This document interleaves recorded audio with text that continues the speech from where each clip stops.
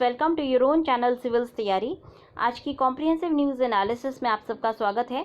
Comprehensive news analysis को शुरू करने से पहले डेली आंसर राइटिंग चैलेंज के क्वेश्चंस को देखेंगे। पहला क्वेश्चन आपका पेपर नंबर 2 से है। क्वेश्चन कहता है, people to people ties between India and South Korea are languishing due to cultural prejudices. Comment.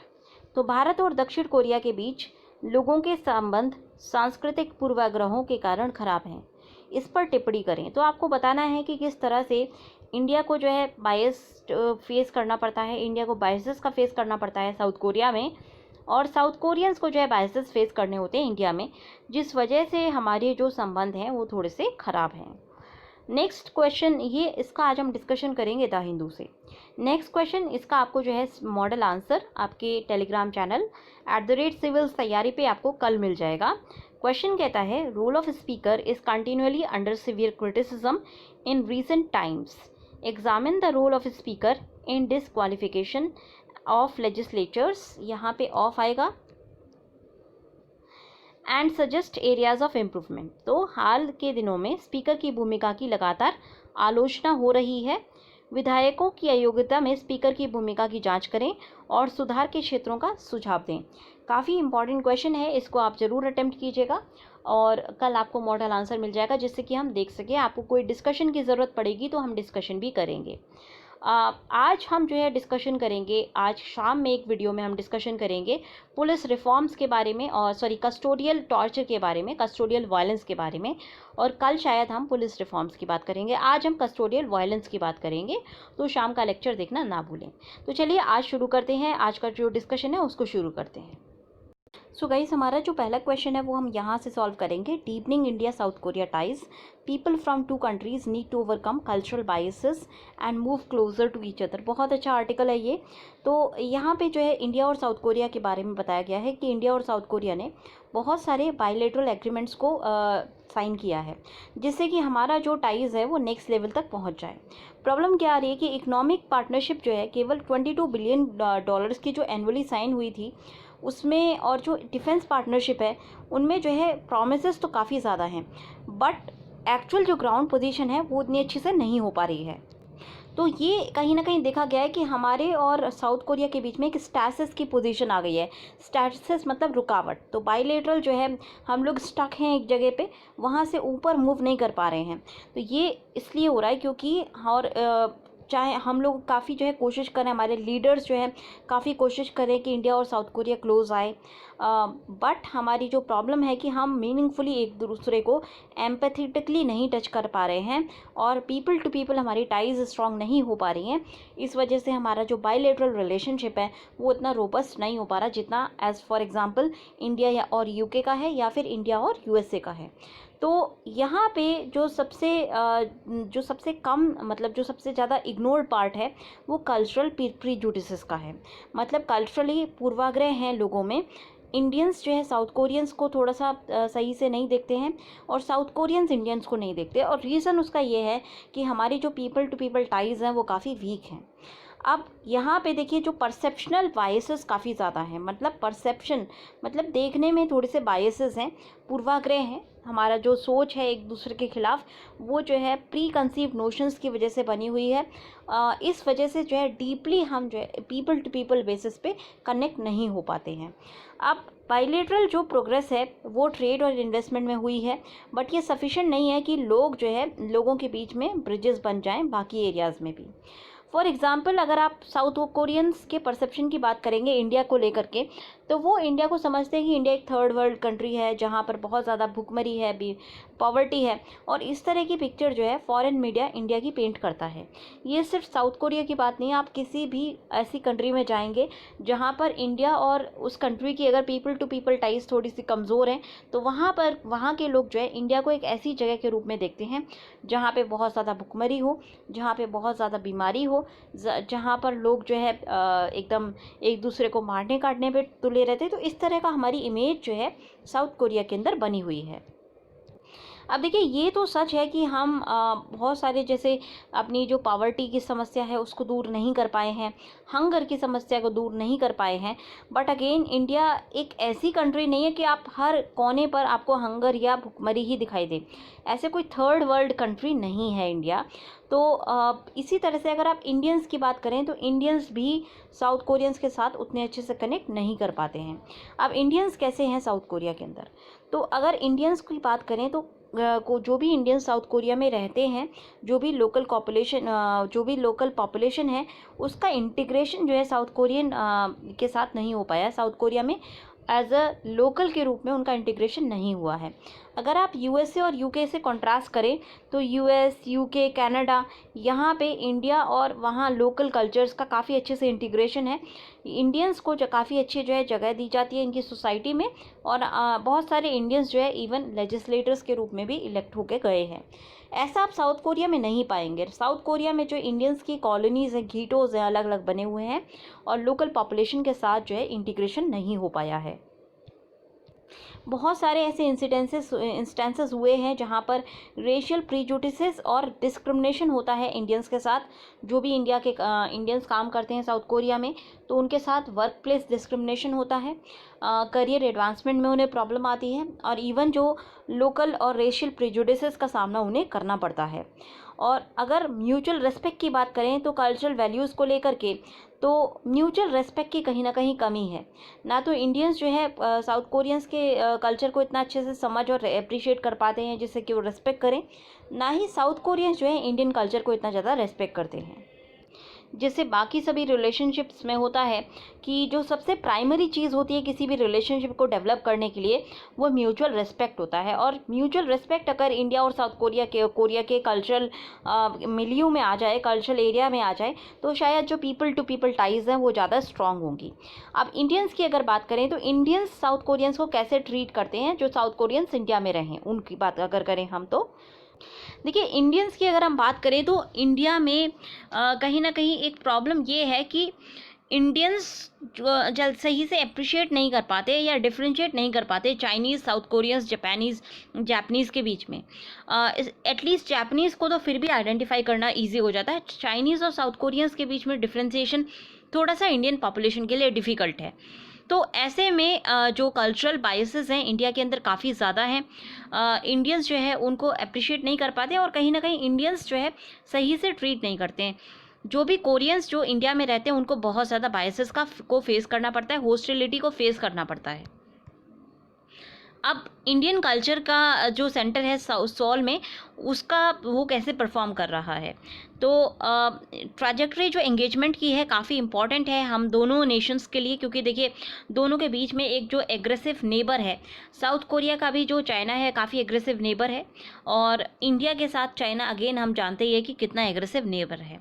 तो ऐसे में जब दोनों सेम थ्रेट को फेस कर रहे हो, ऐसे में दोनों को जो है क्लोज आने में म्यूचुअल बेनिफिट्स होते हैं। तो अगर इंडिया और साउथ कोरिया एक दूसरे के क्लोज आते हैं तो कहीं ना कहीं बेनिफिट्स दोनों कंट्री को बहुत ज़्यादा होंगे, और इन बेनिफिट्स के जो पोटेंशियल है उसको रिकॉग्नाइज करते हुए इंडिया और साउथ कोरिया जो है पीपल टू पीपल टाइज को स्ट्रॉन्ग करने की कोशिश कर रही है। इवन सॉल ने इंडियन कल्चर सेंटर भी इस्टेब्लिश किया है। अब ये जो है 10 साल पहले इस्टेब्लिश किया गया था। यहाँ इसका मिशन है कि पीपल टू पीपल कॉन्टैक्ट्स को प्रमोट किया जाए, बट जो करंट फोकस है वो डिप्लोमेटिक इनिशिएटिव्स पर है। बट प्रॉब्लम ये है कि वहाँ साउथ कोरियंस को जो है इसके ऑफिसेस को और सर्विसेज को एक्सेस करने में थोड़ी सी प्रॉब्लम होती है। आईसीसी का अटेम्प्ट है कि एक ब्रॉड बेस्ड एप्रिसिएशन जो है इंडियन कल्चर का साउथ कोरिया में लेकर के आया जाए, टीचिंग जो है की जाए साउथ इंडियन डांसेस की एलिमेंट्री स्कूल स्टूडेंट्स को साउथ कोरिया में, या फिर एक्सपीरियंशियल सेशंस कराए जाते हैं जो कि इंडियन क्यूजीन्स के सेशन होते हैं, उनको एक्सपीरियंस कर सकते हैं लोग, आकर के खा के देखें हमारे क्या खाना हम कैसा है, हमारी जो अच्छी अच्छी क्यूजीन्स होती हैं उनको जो है खिलाया जाता है। ये सारी चीज़ें काफ़ी कमेंडेबल हैं, बट जो रीच है वो बहुत नैरो है। एक्सपोनेंशियली वाइडर ऑडियंस तक इसको पहुंचना चाहिए, जो कि नहीं हो पा रहा है। और जो कॉमन जो कॉमन आदमी है साउथ कोरिया का, उस तक ये जो है जो आईसीसी की जो आउटरीच है वो नहीं पहुंच रही है। ये आउटरीच अभी तक वहाँ के English speaking elite of Seoul तक लिमिटेड है, जिस वजह से जो अप्रिसिएशन है इंडियन कल्चर का वो कॉमन साउथ कोरियंस के द्वारा नहीं हो पाता है। बैलेंस ऑफ पावर इस रीजन में अगर हम बात करें, साउथ कोरियन पेनिनसुला या इंडियन ओशन रीजन की अगर हम बात करें, तो वहाँ पे रीजनल बैलेंस तब होगा जब दोनों जो एरियाज हैं, इंडिया और साउथ कोरिया दोनों जो है एक मल्टीलेटरल और ब्रॉड बेस्ड अलायंस सिस्टम का हिस्सा हो। तो इंडिया और साउथ कोरिया जो है एक दूसरे की, उनको काफ़ी नीड है, पहले इतनी नीड नहीं देखी गई थी, आज के टाइम में काफ़ी नीड है, क्योंकि दोनों जो है सिमिलर थ्रेट्स को फेस कर रहे हैं, रीजनल हेगमन को फेस कर रहे हैं, जो कि हमें जो है काफ़ी पुश कर रहा है और जिसकी एक बड़ा वर्चस्व है साउथ चाइना सी में, जहाँ पे अगेन और ईस्ट चाइना सी में, जहाँ पर साउथ कोरियन पेनिनसुला लाई करता है, और वो धीरे धीरे अपने जो टेंटिकल्स हैं वो इंडियन ओशन की तरफ बढ़ा रहा है। ऐसे में हमारी जो बॉन्ड्स हैं अगर वो अच्छे से जल्दी से जल्दी रीन्यू हो जाएं तो ज़्यादा अच्छा होगा दोनों एशियन डेमोक्रेसीज़ के लिए, क्योंकि दोनों साउथ कोरिया और इंडिया दोनों ही काफ़ी वाइब्रेंट डेमोक्रेसीज़ हैं, दोनों के लिए काफ़ी एक दूसरे की नीड है। साउथ कोरिया के अंदर कटिंग एज टेक्नोलॉजी है, इंडिया के अंदर बहुत अच्छा मार्केट है, उसके अलावा भी दोनों के अंदर बहुत कॉमनैलिटीज़ हैं जिनको जो है डिग इन किया जा सकता है, और जो एक जो है पार्टनरशिप की जो भावना है उसको ज़्यादा प्रोमलगेट करके पीपल टू पीपल टाइज को स्ट्रेंथन किया जा सकता है, जिससे कि दोनों एरियाज़ को, दोनों जगह के लोगों को जो है बेनिफिट्स होंगे। अब नेक्स्ट क्वेश्चन आपका है, can open book examination offer an alternative. ये देखिए, ये उन लोगों के लिए बहुत अच्छा आर्टिकल है जिनको मेंस देना है या फिर जिनको इंटरव्यू में अपीयर करना है।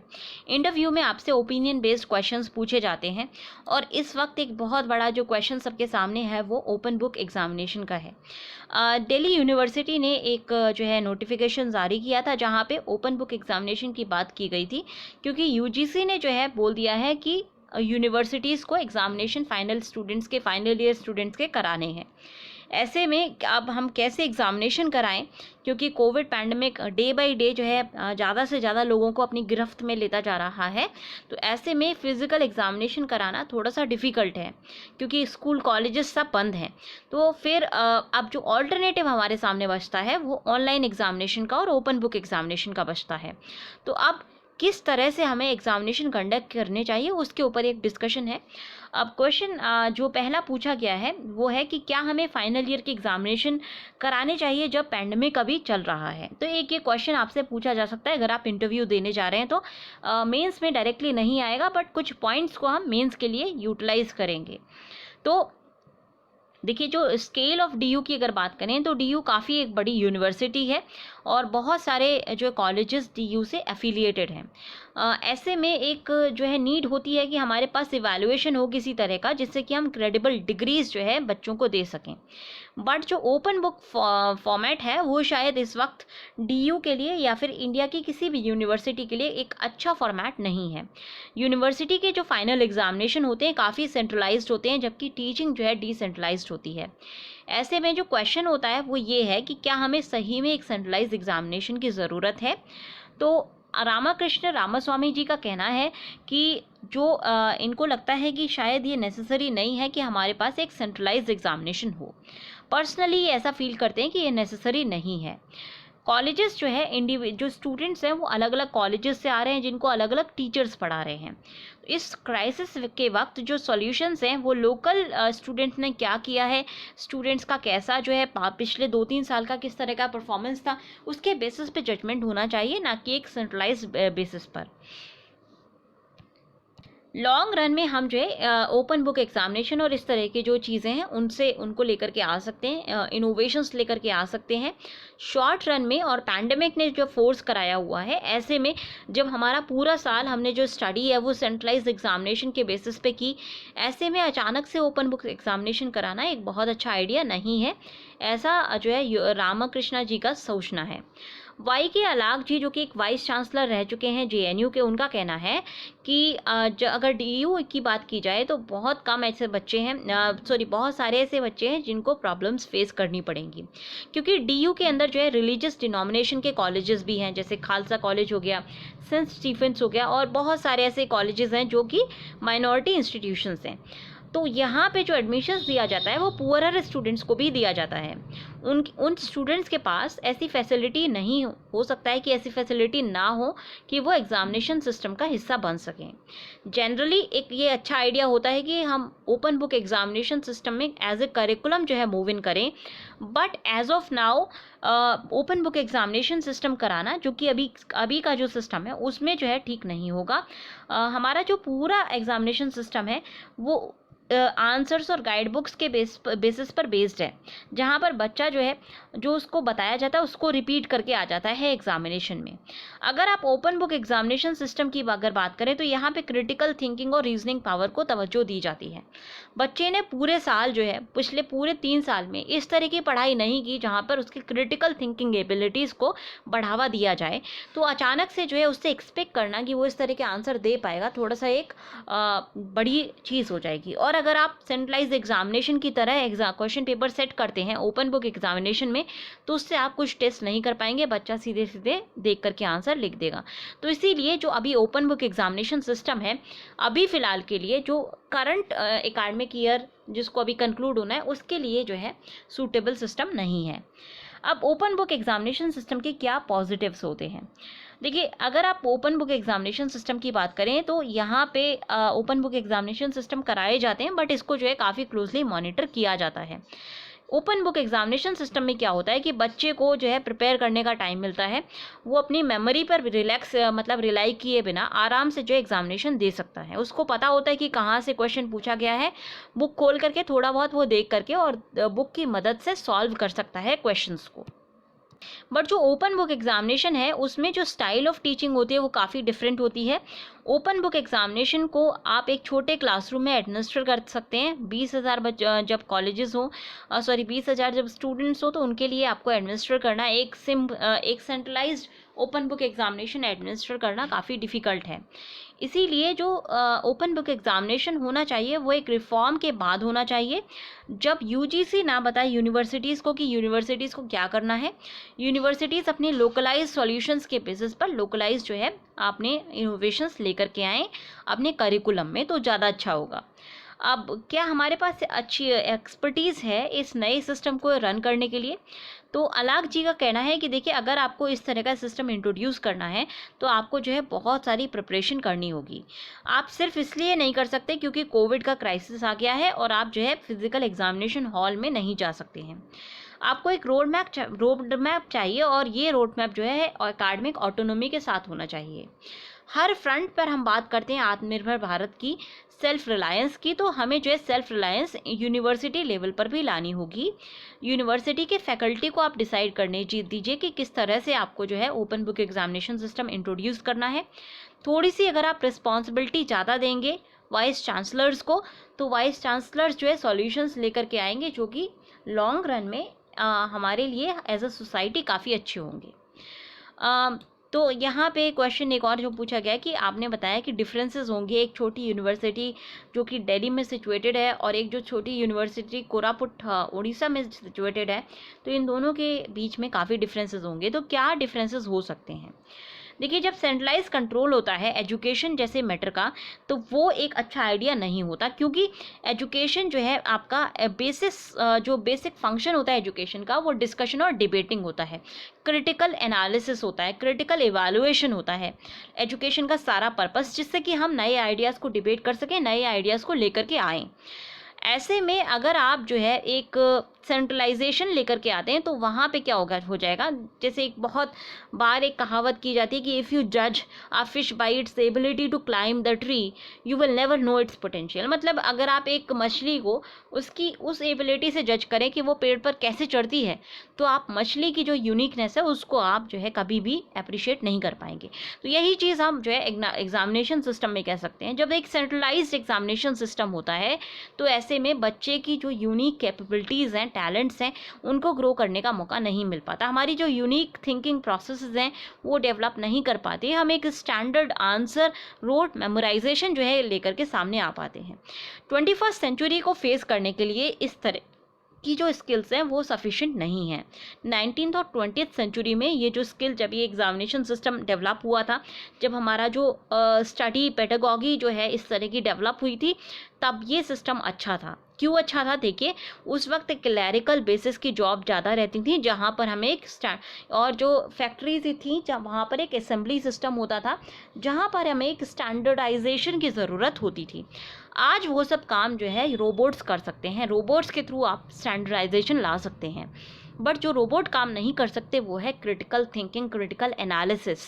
तो आज जो हमें फ्यूचर रेडी अगर बच्चे करने हैं तो हमें बच्चों के अंदर क्रिटिकल एनालिसिस, क्वेश्चनिंग स्किल को इनकल्केट करना होगा, जो कि इस एग्जामिनेशन सिस्टम से और इस करंट जो है एजुकेशन सिस्टम से नहीं आ सकती है।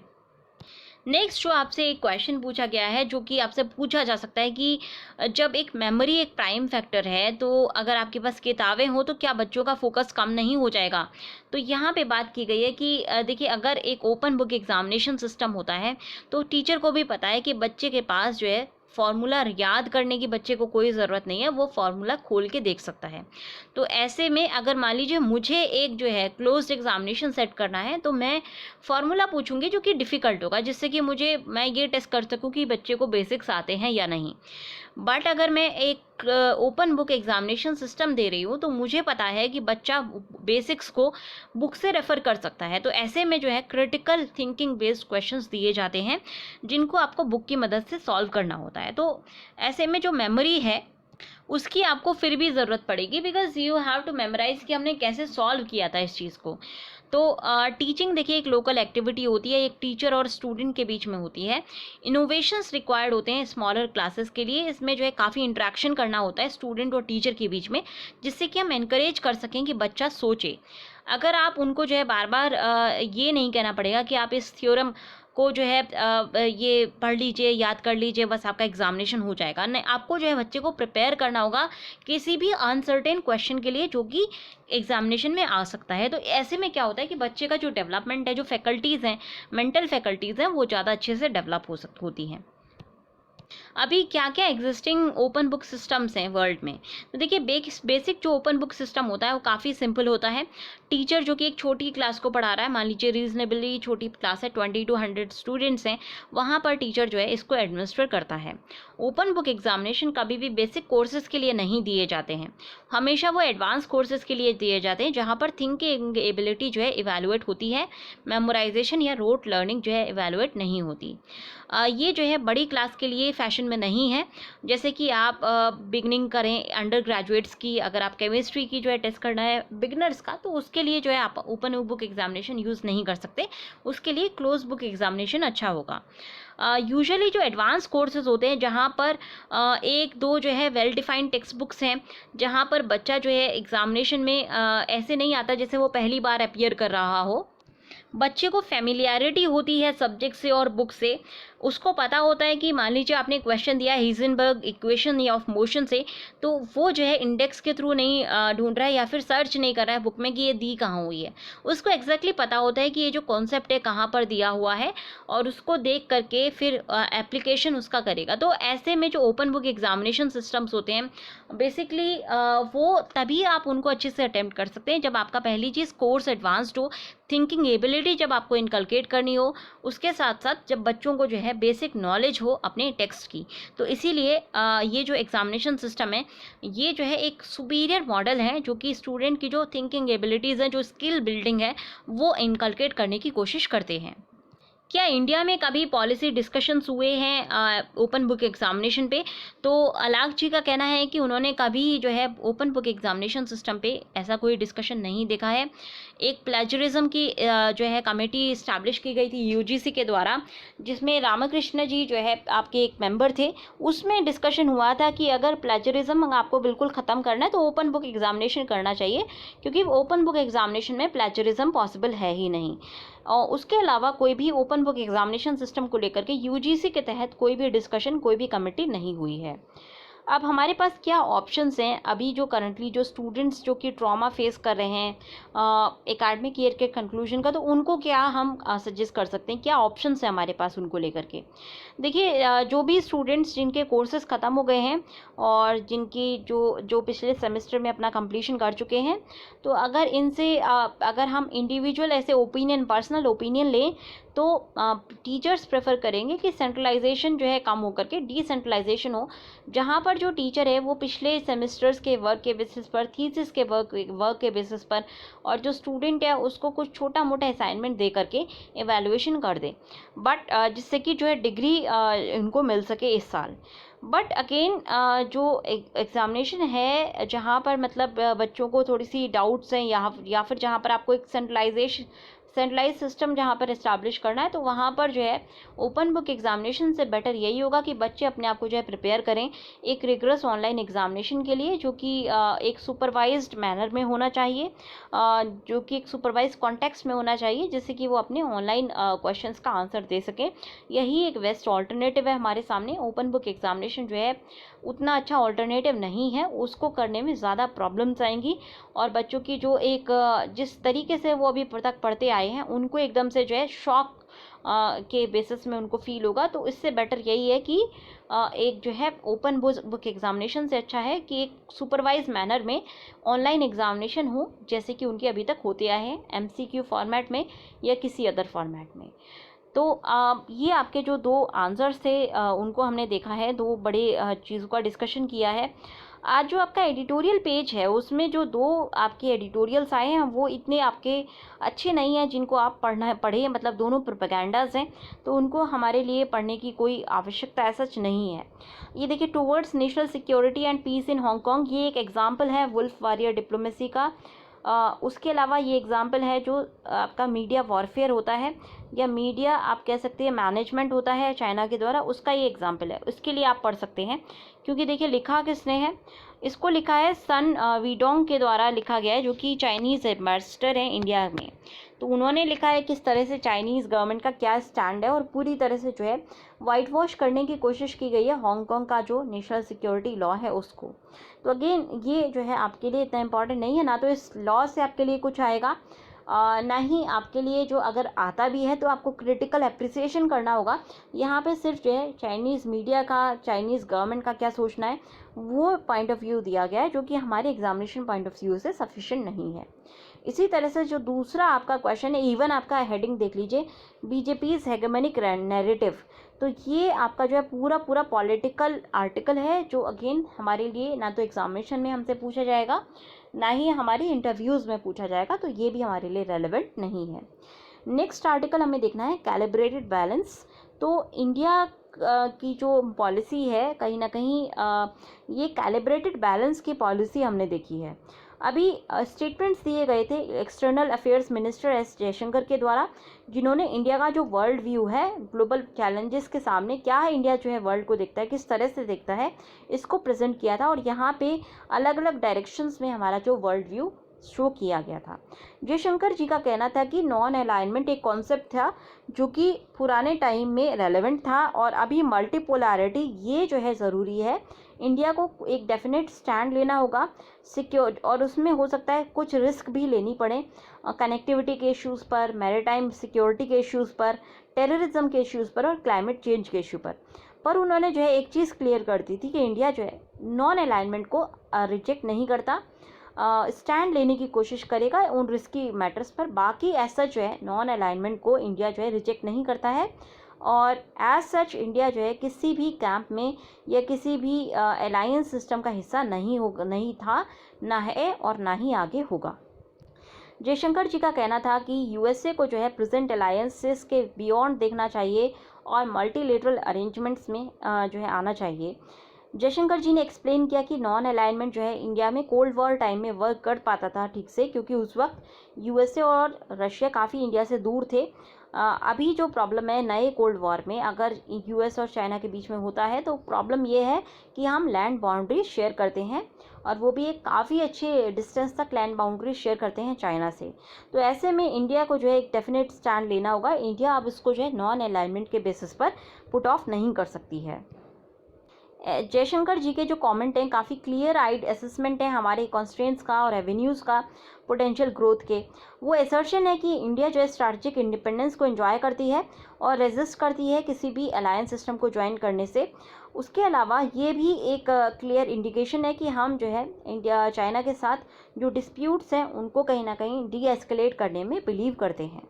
एक और जो सिग्निफिकेंट अभी हुआ था काम वो था कि हमारा जो गवर्नमेंट की आउटरीच है मॉस्को की तरफ वो भी डीपन हो रही है, जिसमें अभी हमने देखा डिफेंस मिनिस्टर राजनाथ सिंह अभी रशिया की एक ट्रिप पर गए थे 75th जो विक्ट्री डे है रशिया का उसको सेलिब्रेट करने के लिए। तो ऐसे में उसके अलावा जो जयशंकर जी हैं उन्होंने RIC की जो एक एक्सटर्नल अफेयर्स मिनिस्टर्स की जो मीट हुई थी उसमें वर्चुअल समिट में पार्टिसिपेट किया था। तो इंडिया जो है कोशिश करे कि वो मिडिल पावर्स के साथ कोalition फॉर्म करे, जैसे यूरोपियन यूनियन हो गया और जापान हो गया। क्राइसिस के वक्त जो है अपनी प्रायोरिटीज़ को लोग क्लैरिफाई करते हैं।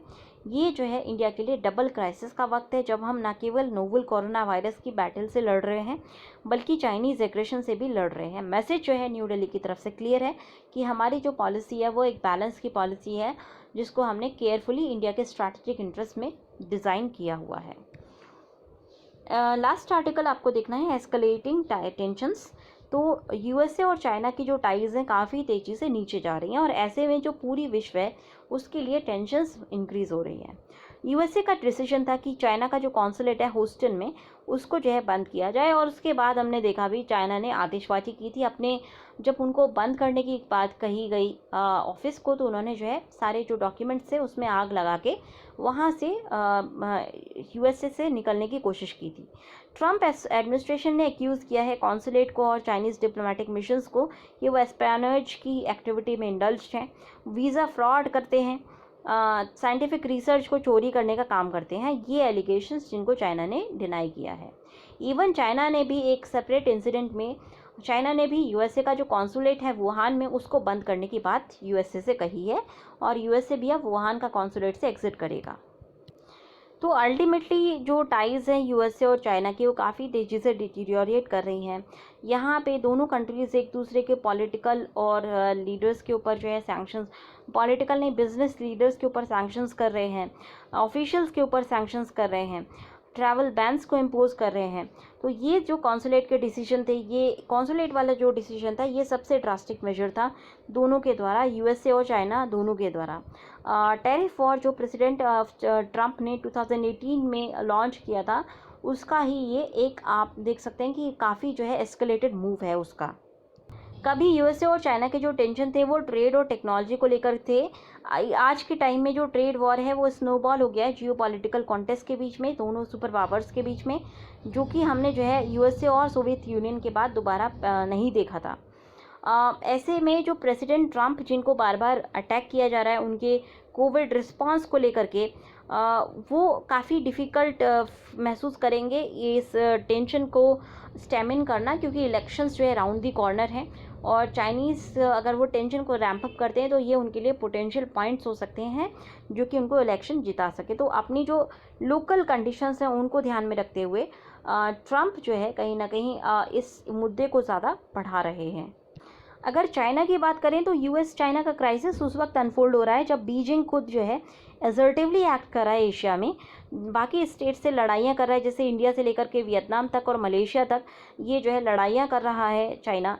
तो मैसेज जो है चाइना का ये है कि वो रेडी है, अगर कोई गेम ऑफ एस्केलेशन होता है तो चाइना तैयार है। जब तक US से प्ले करेगा तब तक चाइना उसका जो है काउंटर प्ले करने के लिए चाइना रेडी है। ये एक साइक्लिक ट्रैप होता है, मेजर्स और काउंटर मेजर्स दोनों कंट्री एक दूसरे के ऊपर लेती हैं जब तक जो है पॉसिबिलिटी नहीं होती, और फिर जो है कोई पॉसिबिलिटी एग्जिट की नहीं होती।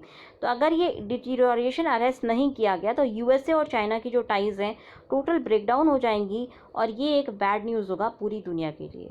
तो आज के डिस्कशन में इतना ही। अगर आपको पसंद आया हो तो लाइक करना ना भूलें। Thanks a lot and have a good day.